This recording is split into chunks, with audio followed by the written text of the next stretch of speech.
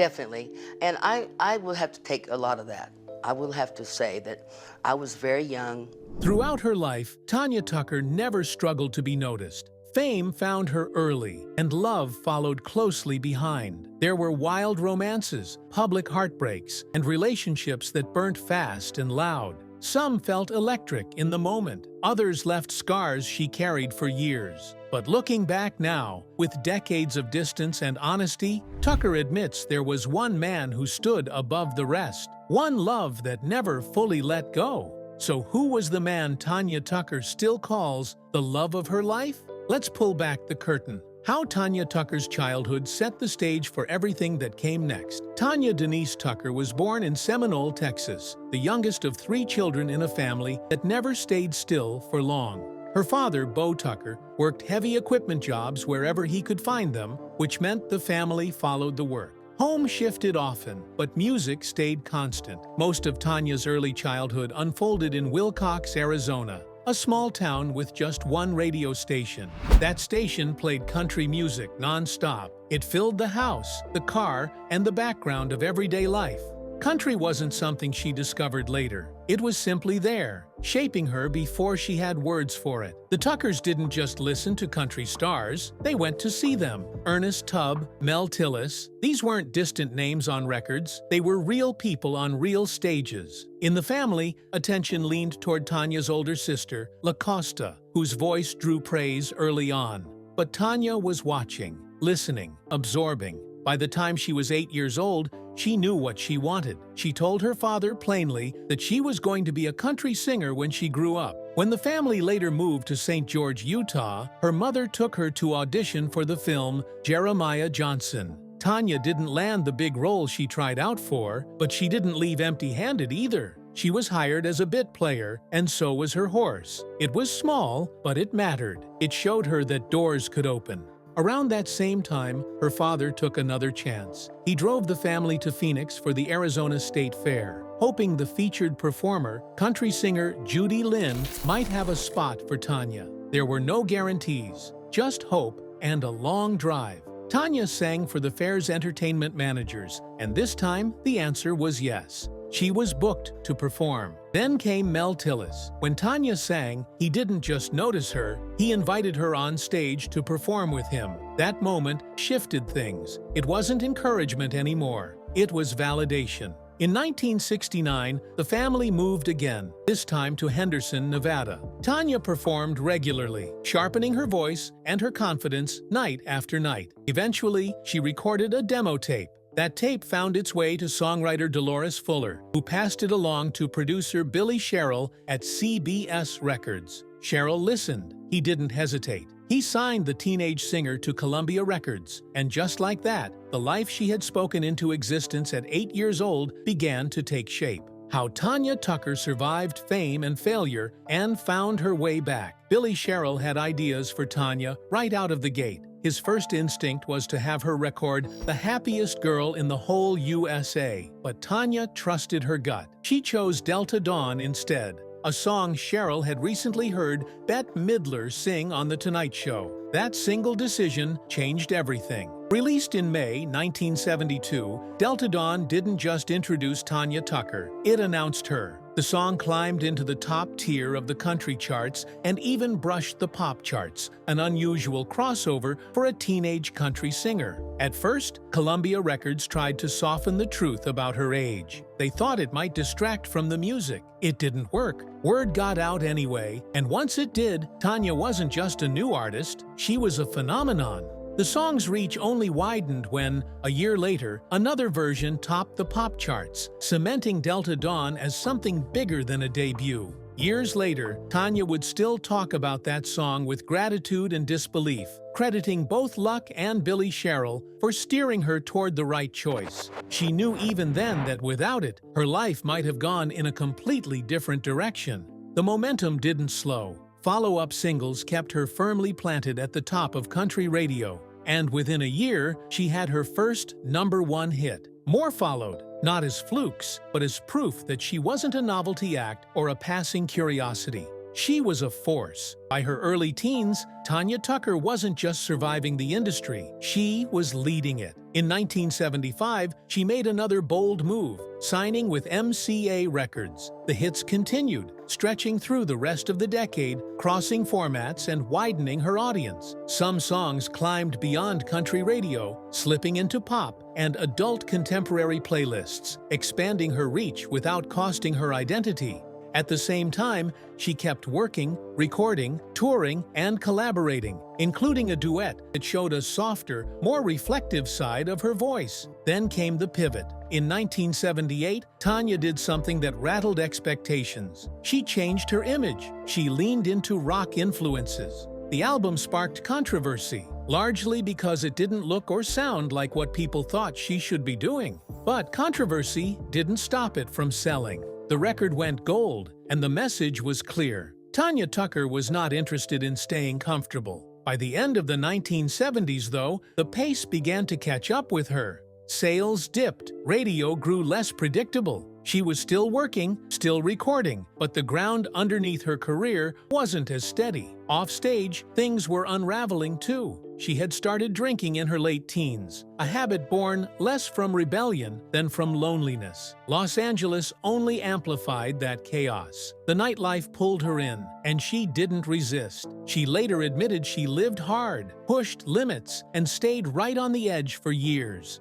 Even when she landed another top 10 hit in the early 1980s, radio support wavered. The industry had moved on, and Tanya felt it. After a painful breakup and years of living too fast, she stepped back. Nashville replaced Los Angeles. The noise quieted, and eventually, her family stepped in, urging her to get help. In 1988, she entered rehab, a turning point that marked the end of one chapter and the beginning of another. The comeback didn't arrive quietly. In the mid-1980s, Tanya signed a new deal and returned to the charts with purpose. Her sound matured, leaning into confident, up-tempo country pop that fit the era without chasing it. The response was immediate. Hits stacked up again. Awards followed. Gold records returned. For the first time in years, Tanya wasn't fighting the industry. She was moving with it. By the late 1980s and early 1990s, she was everywhere again. Radio embraced her.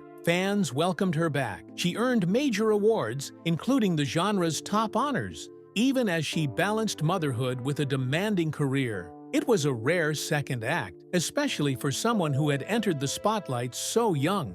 By the time the 1990s rolled on, Tanya Tucker had already lived several careers in one lifetime.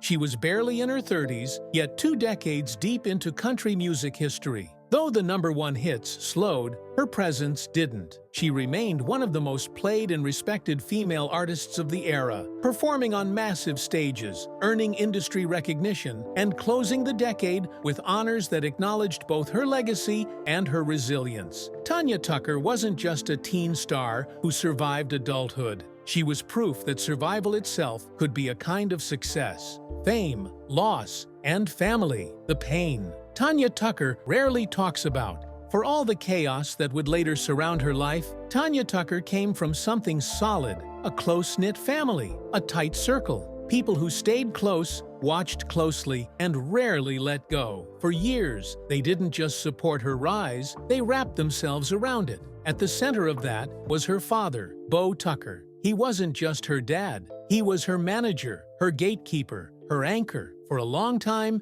he was the one person she trusted without question. And that trust didn't come easily. It was built over years of showing up, even when he didn't always believe. When Rolling Stone spent time on the road with Tanya and her family in the mid-1970s, Bo admitted something that still feels startling in hindsight. He hadn't believed in her talent at first. When she asked him to listen to her sing as a child, he brushed it off, joking that she couldn't sing her way out of a paper sack. But then she sang, and in that moment, everything shifted.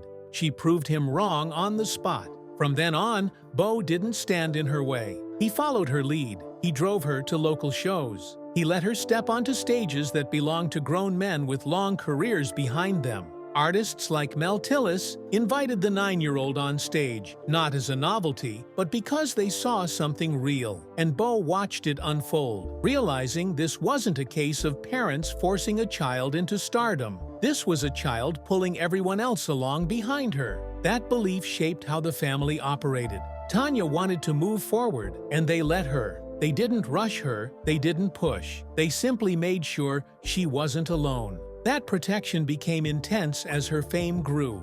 When Rolling Stone followed a teenage Tanya on tour, they noticed something unusual. She was never by herself, ever. A family member or trusted friend was always nearby. Even something as small as a bathroom stop turned into a coordinated effort. Her older brother would go in with her, clear the room, and stand guard until she was safe. It sounds extreme, but it came from real fear. The family had reasons. There were stalkers. One man followed them across state lines, lingering in the background for weeks, until he eventually crashed his car after falling asleep at the wheel. The threat wasn't imagined. It was close, constant, and for a girl still figuring out who she was, that level of vigilance became part of daily life. Did it wear on her? Of course it did. Tanya admitted there were moments when the lack of privacy felt suffocating. She wanted freedom, space, a chance to just exist without being watched. But she also understood why the walls were there. Being alone, she admitted, sometimes sent her spiraling too. Fame took something from her early, ordinary anonymity. And once it was gone, it never fully came back. If her childhood was defined by protection, her adulthood was shaped by loss. In 2006, Tanya lost her father.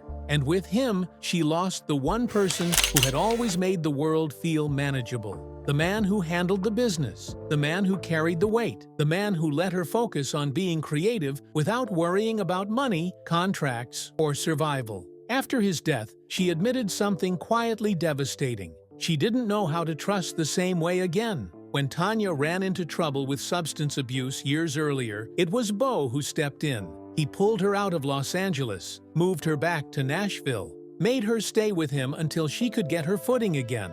At the time, she didn't have a record deal. The industry had turned cold, and her father didn't sugarcoat it. He told her bluntly that nobody wanted her right then. Instead of breaking her, it lit a fire. She demanded another shot, asked him to get her a meeting, promised she'd show them what they were missing. By the time the meeting ended, she had a deal. That comeback defined the next decade of her career. But behind it all was her father, steady as ever, keeping her grounded while the world pulled at her from every direction. After he was gone, that safety net vanished. Navigating the music industry without him felt overwhelming.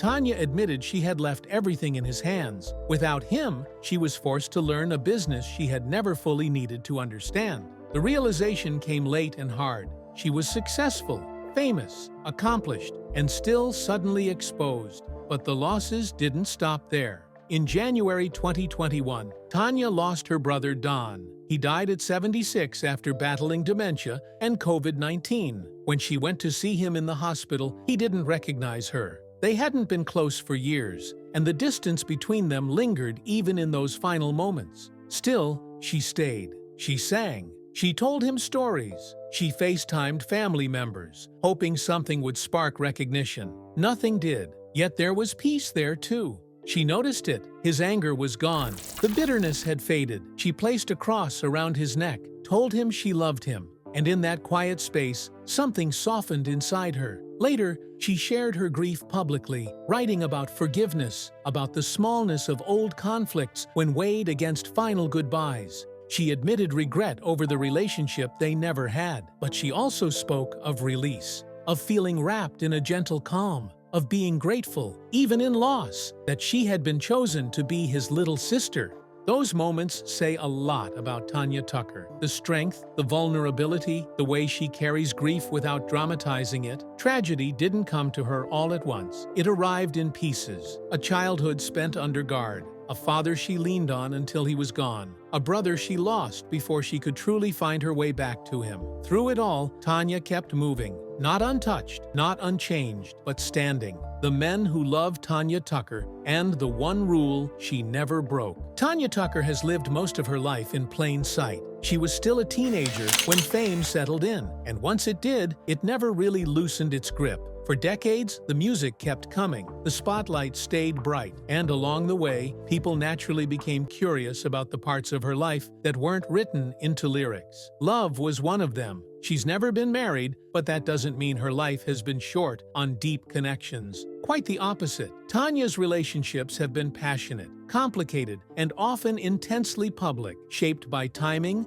fame, and her own refusal to settle for something that didn't feel real. Her most recent romance began quietly in January 2020. Though the story itself stretches much further back, Tanya revealed that she first met Craig Dillingham when they were both teenagers, crossing paths at a radio station in Fort Worth before either of them truly knew where life would take them. Nothing happened then. They went on with their lives, built careers, loved other people. Nearly 5 decades later, they found their way back to each other. And this time, it stuck. Tanya didn't downplay what she felt. She admitted she was all in. She spoke about him with certainty, saying that if it wasn't him, she was done. What mattered most wasn't history or nostalgia. It was recognition. He got her, and after a lifetime of being misunderstood, that meant everything. Before Craig, the relationship that came closest to marriage was her long on-and-off connection with Jerry Laysitter. They weren't just romantically involved, they worked together. Jerry produced albums for Tanya in the 2000s, and their lives became deeply intertwined. In 1997, they got engaged, and 2 years later, they were preparing to walk down the aisle. Then, just days before the wedding, Tanya discovered she was pregnant with her daughter, Layla.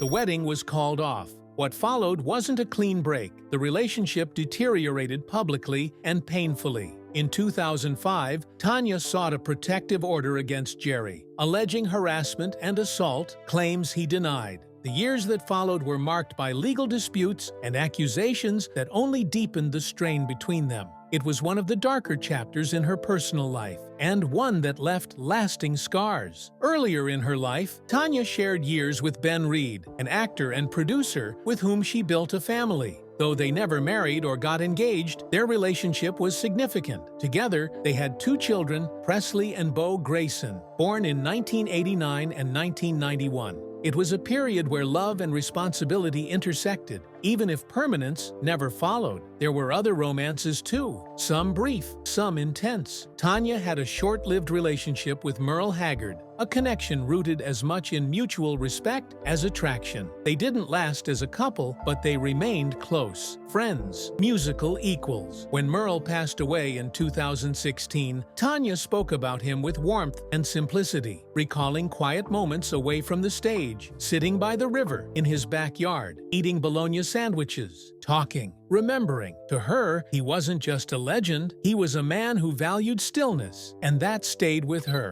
Over the years, Tanya was also linked to well-known names like Don Johnson and Andy Gibb, romances that attracted headlines but never defined her. Early on, there was even a reported engagement to a rodeo cowboy that quietly fell apart before it could become anything more. Each relationship came and went, leaving behind lessons rather than rings, and that's the through line. When Tanya has spoken about why she never married, her answer has never sounded defensive. It's thoughtful, grounded. She said she has nothing against marriage. If anything, she respects it too much to treat it casually. To her, it's sacred, something you do once, and only if you're absolutely sure. That mindset explains so much about her love life, the passion, the caution, the willingness to walk away rather than settle. Tanya Tucker didn't avoid commitment because she feared it. She avoided it because she believed in it too deeply to get it wrong. Tanya Tucker confesses, "He was the love of my life."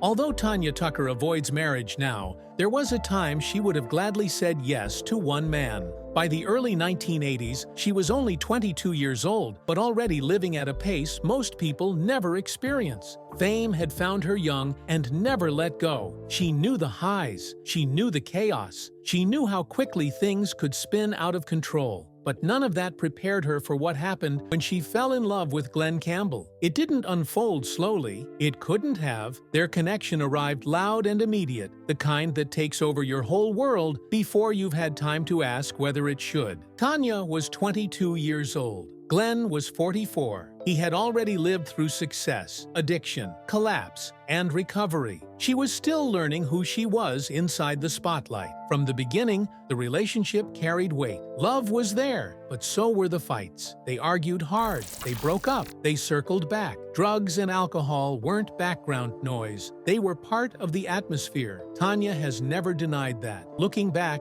she's been honest about how volatile it all was. And yet, for all the turmoil, they stayed pulled toward each other. They were together for just over a year, but it was an intense year. Long enough to feel permanent. Long enough to imagine a future. In 1981, they even got engaged. At one point, Glenn threw Tanya an extravagant birthday party in Los Angeles, spending tens of thousands of dollars to celebrate her 22nd birthday. It was grand, excessive, and deeply emotional, a reflection of how big everything felt between them. Time gave Tanya clarity she didn't have back then. In 2016, sitting across from Dan Rather on The Big Interview with Dan Rather, she didn't hesitate when his name came up. She called Glenn Campbell the love of her life, not as a dramatic statement, as a truth she had already made peace with. She admitted she was too young to understand what she had, too young to know how rare it was. She acknowledged her role in their explosive fights, explaining that she knew exactly how to push his buttons. At that age, she believed there would always be someone else, another chance, another love waiting somewhere down the road.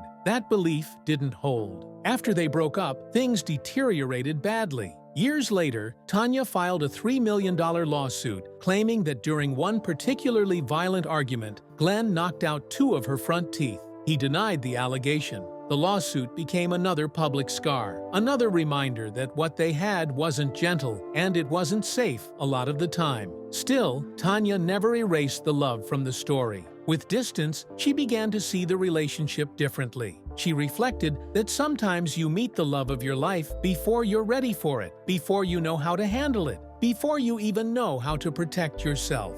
She believed that was her situation. She tried to help Glenn get clean. In the process, she ended up getting clean herself. It was the 1980s. Drugs were everywhere. Hollywood treated them like accessories. But Tanya knew who Glenn was when he was sober. And she said plainly that you couldn't find a better person when he was straight. Around that same time, her career faltered. She was between record deals. The press had turned unforgiving. Her reputation as a wild child followed her everywhere. That's when her father stepped back in, pulling her out of California and back to Nashville. He didn't soften the truth. He told her outright that with the image she had, getting signed again would be difficult. That honesty sparked something. She pushed forward anyway. She landed a deal with Capitol Records, and what followed was one of the most important chapters of her career, a true comeback that re-established her voice and her place in country music. Even after the breakup, Tanya and Glenn remained connected creatively.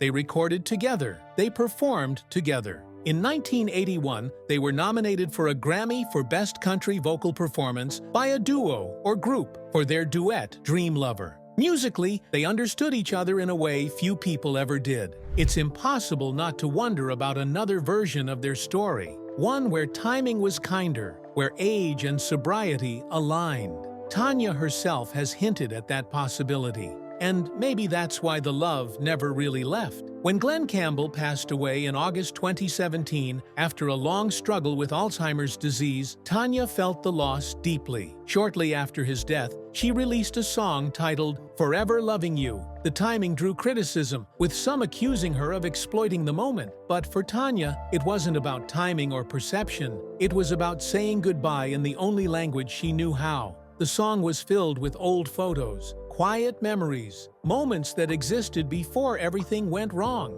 Decades later, Tanya Tucker still speaks about Glenn Campbell with tenderness and love. Tanya Tucker's wild streak has friends. Seriously worried. These days, Tanya Tucker isn't hiding her relationship with alcohol. She's leaning into it, laughing it off, even raising a glass to it online. In a recent social media video, the 67-year-old country legend proudly promoted her own tequila brand, Cosa Salvaje, which translates to wild thing. It felt on brand. It also set off alarms. Behind the scenes, friends aren't laughing. They're worried, and not quietly. More than 2 decades ago, Tanya made a point of saying she was done with drinking. That chapter, she said, was closed. But in 2019, she acknowledged that alcohol had crept back in, explaining that she might have a couple of shots now and then, stressing that she wasn't someone who sat around drinking all day. To her, it sounded controlled. To the people around her, it sounded familiar. One insider says the stress is real. Not dramatic, not exaggerated, just heavy. According to them, Tanya openly drinking and joking about it has her inner circle seriously discussing an intervention.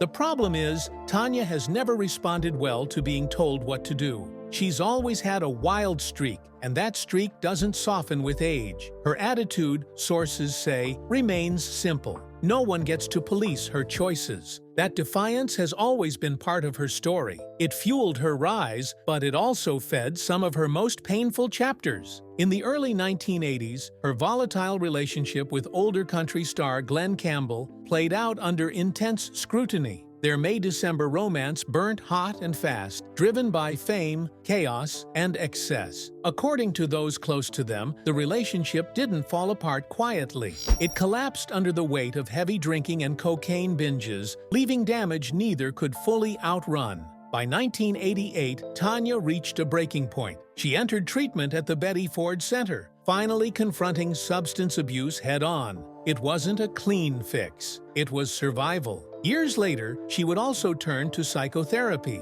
trying to manage the pressure of an entertainment career while raising her daughter alone after a bitter legal fight with ex-Jerry Layseter. Those struggles left marks that never fully faded. Even now, health remains a fragile balancing act. Tanya has dealt with chronic bronchitis, pneumonia, depression, Epstein-Barr virus, fibromyalgia, and Hashimoto's disease. In 2021, she underwent emergency surgery for a fractured hip. Her body has absorbed decades of wear, both from the road and from the lifestyle that came with it. And yet, the risk-taking hasn't stopped. Sources say she still craves adrenaline, mountain hikes, high-speed horseback riding, pushing limits the same way she always has. The concern isn't just about alcohol anymore, it's about momentum, about a pattern that never truly slows down. Those closest to her believe her current habits may also be weighing on Craig Dillingham, her songwriter boyfriend of 6 years. According to insiders, the worry isn't hypothetical,